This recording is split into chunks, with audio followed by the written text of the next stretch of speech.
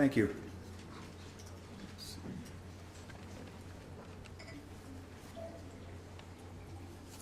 So I'd like to say the focus of my presentation is going to take a slightly different track to focus on what is possible with implementing best practices.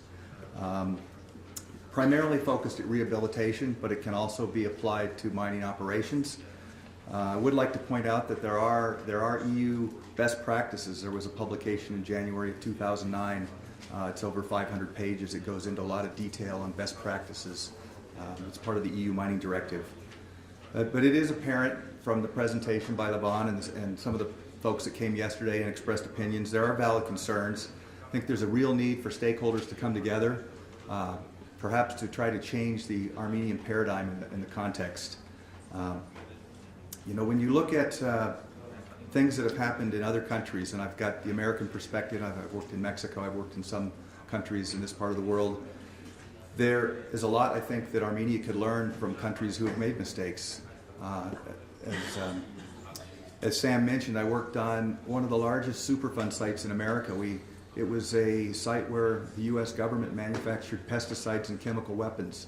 They started in World War II, and they basically had practices that dumped solutions and pesticides and waste into unlined pits. And it took about 10 years, 20 years for them to figure out that, yeah, it was polluting the groundwater. And there were laws changed in the United States. There was the Resource Conservation and Recovery Act. There was CERCLA, which is a comprehensive environmental restoration, and I don't remember all the rules, but it was a legal act to provide a means for requirement for the polluters to clean up the land. The Clean Water Act in the U.S., a lot of these things that have been changes have had positive effects. And I've seen, from my own experience, more responsible companies taking charge, good legislation, responsible monitoring by the governments, and it has had a change. So I think it's possible here. Obviously, there's a lot of work to be done with working groups and engagement. But I guess you have to recognize any land development, whether it's mining is obviously at a large scale, solid waste, land development for just public development, roads, these all have effects. There's risks and there's responsibilities of the stakeholders. So just to kind of give an overview of the presentation today, I'm just going to talk about mine closure planning, the purpose of reclamation, rehabilitation, strategies, a little on kind of the specifics of engineering on best practices, show a few successful rehabilitation examples. Obviously I could, like I said, I've seen there was the sites in Butte, Montana. I think Michael's going to talk about some of the Montana experience. There were some fairly large projects there that went years of using poor practices. But there's a lot of examples of successful rehabilitation and changes, and whether that can be transferred to an implementation in Armenia. So looking at integrated mine closure planning, it's a process that needs to start early in the project and span the life of the project, the life of the mine. Early in the project, you've got less detail, and it's typically conceptual closure plans to support permitting and approval.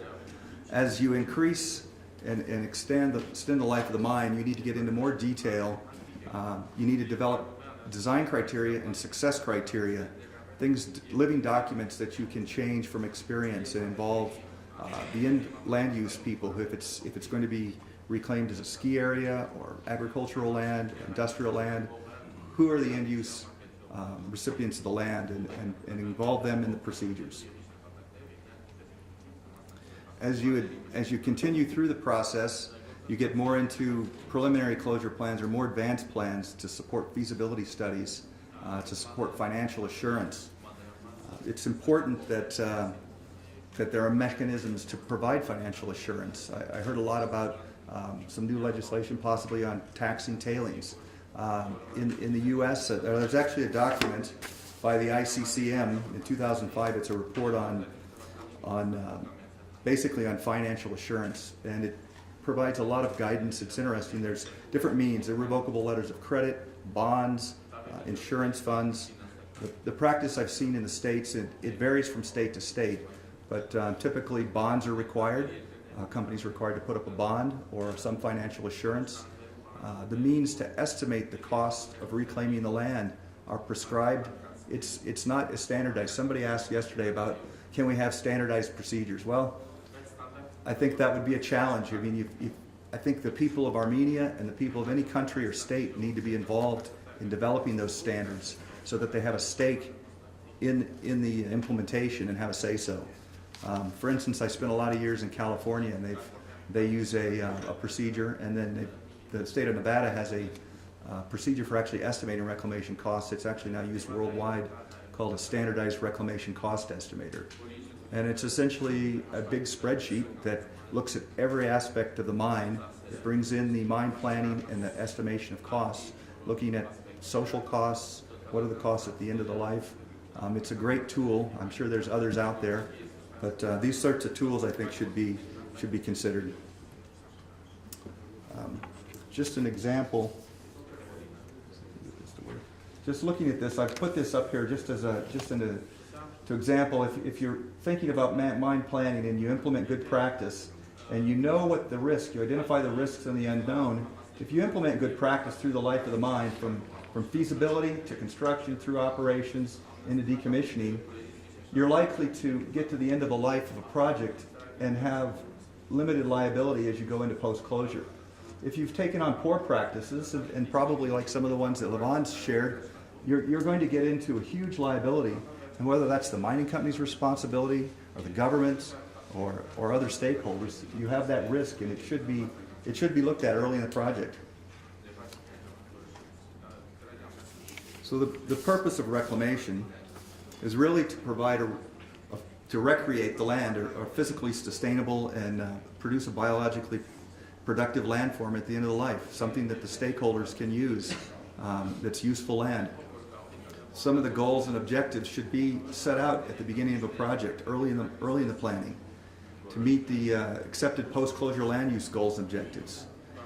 Things like drainage and erosion protection are very important in designing covers and systems. Designs to provide a cover system to manage erosion, provide a barrier to the mine waste on the cover systems, and to support, to limit the infiltration that will then produce more problems with groundwater, depending if it's a lined or unlined facility, and to support revegetation. You want to obviously provide a sustainable and suitable mix of restored habitat, and a lot of these plans need to go in early in the project, test plots and lots of revegetation plots so that you know that you can successfully reclaim.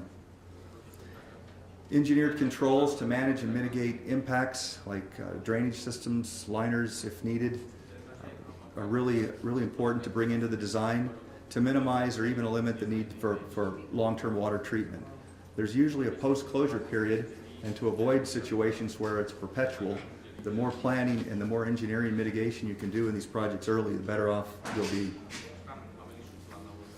From a strategic standpoint, I think it's really important, as I said, to develop operational designs that are compatible with the closure and reclamation goals, and essentially doing what we call a design for closure strategy.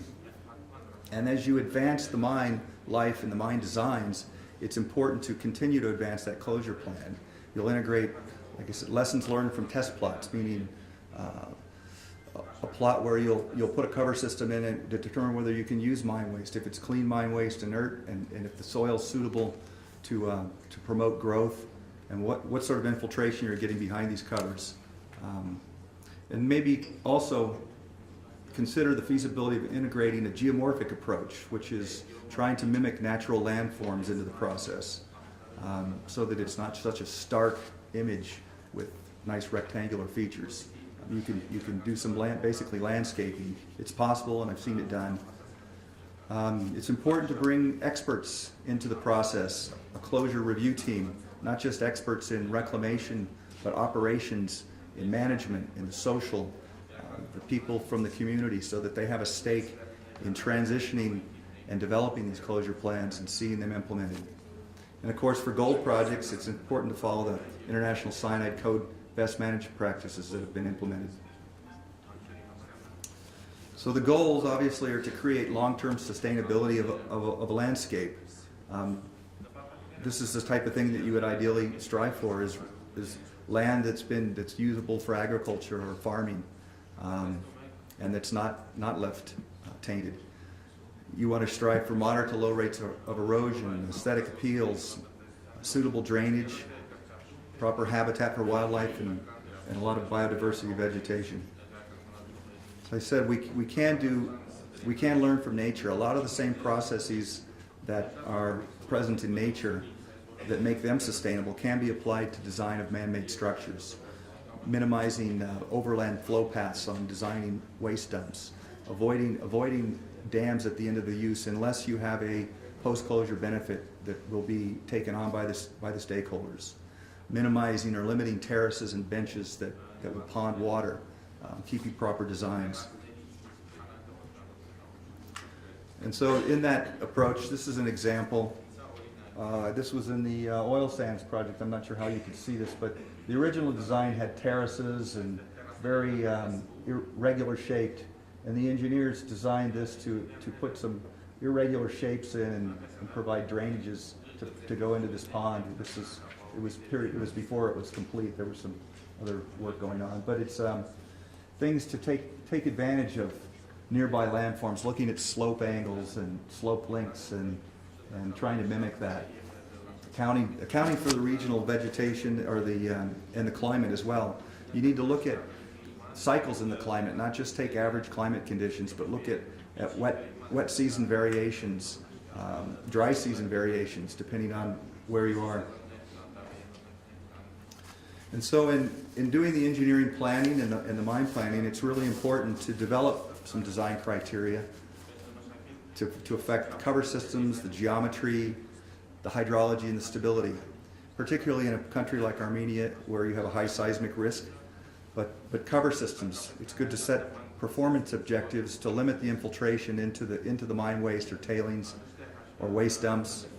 Identify cover sources, determine if you can use mine waste, if there's suitable soils, and begin test plots early in the mine life. Establish what's an acceptable erosion rate, something typically less than 10 or 11 tons per hectare per year. On the geometry and the shapes, define suitable interbench and composite slopes so that you don't have excessive erosion. And we've seen trends in this going to shallower slopes on the order of 3 horizontal to 1 vertical or 3.5 to 1 vertical, because experience has shown that steeper slopes are not amenable to long-term resistance to erosion. It's just, even in desert environments, it's just not as practical. Defining what we call the inner bench slope, the distance between the two benches, limiting that to, say, 40 meters so that you don't have excess flows coming down slopes on a reclaimed waste dump. And limiting the channel width, so if you have drainage, you're trying to move water off of a waste dump, you want to minimize the slopes. You don't want steep down drains. It's very much more costly to design massive structures coming off of a steep embankment.